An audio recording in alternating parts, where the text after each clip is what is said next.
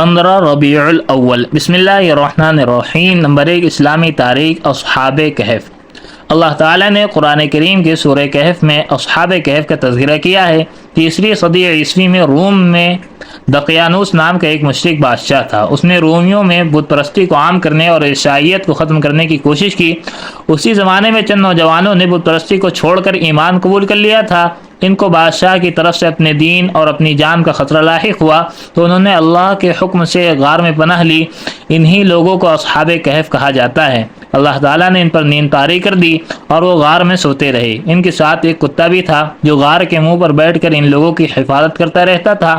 پھر اللہ تعالیٰ نے 309 سال کے بعد انہیں اپنی قدرت سے جگایا۔ ان میں ایک شخص اپنے زمانے کے پرانے سکے لے کر کھانا خریدنے کے لیے شہر میں آیا تو لوگوں کو ان نوجوانوں کا علم ہوا۔ اب ملک کے حالات بدل چکے تھے اور اس وقت بادشاہ ایمان والا تھا، مگر اس زمانے میں ایک پادری نے قیامت کے روز مردوں کے زندہ ہونے کا انکار کر دیا تھا اور لوگ فتنے میں پڑ رہے تھے۔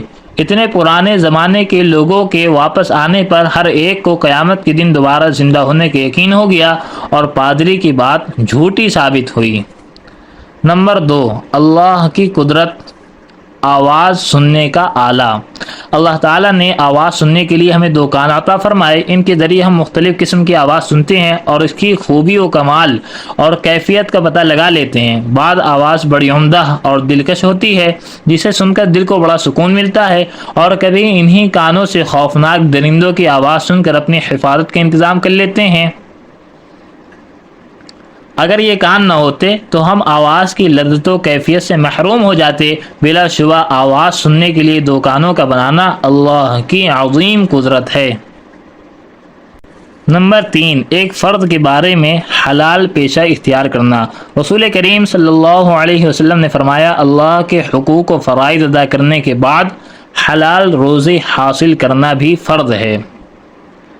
نمبر 4، ایک سنت کے بارے میں عیادت کرنے کا سنت طریقہ۔ رسول اللہ صلی اللہ علیہ وسلم نے فرمایا، مریض کی مکمل عیادت یہ ہے کہ اپنا ہاتھ اس کی پیشانی یا اس کے ہاتھ پر رکھے اور پوچھے کہ طبیعت کیسی ہے۔ نمبر 5، ایک اہم عمل کی فضیلت، چھوٹ جانے والے وظیفوں کو بعد میں ادا کرنا۔ رسول اللہ صلی اللہ علیہ وسلم نے فرمایا، جو شخص اپنا رات کا وظیفہ یا اس کا کچھ حصہ ادا کیے بغیر سو گیا اور اسے فجر و ظہر کے درمیان پڑھ لیا تو اس کے لیے لکھا جائے گا کہ اس نے یہ وظیفہ رات ہی میں پڑھا ہے۔ نمبر 6، ایک گناہ کے بارے میں چغلی کرنا۔ رسول اللہ صلی اللہ علیہ وسلم نے فرمایا، اللہ کے بندوں میں سب سے بدتر وہ لوگ ہیں جو چغلیاں کرتے ہیں اور اس کے دوستوں میں جدائی ڈلواتے ہیں۔ نمبر 7، دنیا کے بارے میں دنیا کی زیب و زینت۔ رسول کریم صلی اللہ علیہ وسلم نے فرمایا، مجھے تم لوگوں کے بارے میں جس چیز کا سب سے زیادہ ڈر ہے وہ دنیا کا بناؤ سنگھار ہے جو تم پر کھول دیا جائے گا۔ نمبر 8، آخرت کے بارے میں منافق اور کافر کا ٹھکانہ جہنم ہے۔ قرآن کریم میں اللہ تعالیٰ فرماتا ہے، آج قیامت کے دن نہ تو منافقوں سے کوئی معاوضہ لیا جائے گا اور نہ کافروں سے، اور تم سب کا ٹھکانہ دوزخ ہے، یہی جگہ تمہارے لائق ہے اور وہ برا ٹھکانہ ہے۔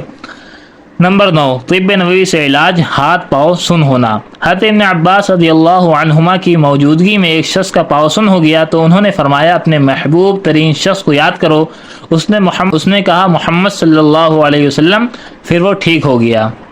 نمبر 10، قرآن کریم کی نصیحت۔ قرآن مجید میں اللہ تعالیٰ فرماتا ہے، یتیموں کے مال ان کو دیتے رہا کرو اور اچھی چیز کو بری چیز سے نہ بدلو اور ان کے مال اپنے مالوں کے ساتھ ملا کر مت کھاؤ، ایسا کرنا یقیناً بہت بڑا گناہ ہے۔